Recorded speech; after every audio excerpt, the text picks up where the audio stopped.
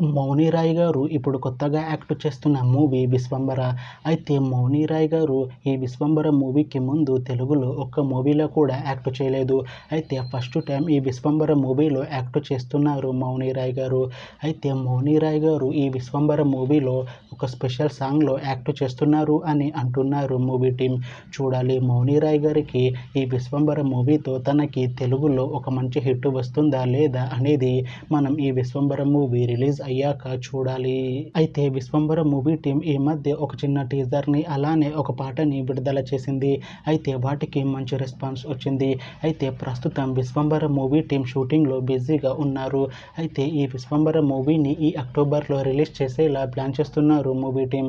చూడాలి Vishwambhara movie release అయ్యాక మంచి హిట్ అవుతుందా లేదా అనేది మనం ఈ విశ్వంబర మూవీ రిలీజ్ అయ్యాక చూడాలి.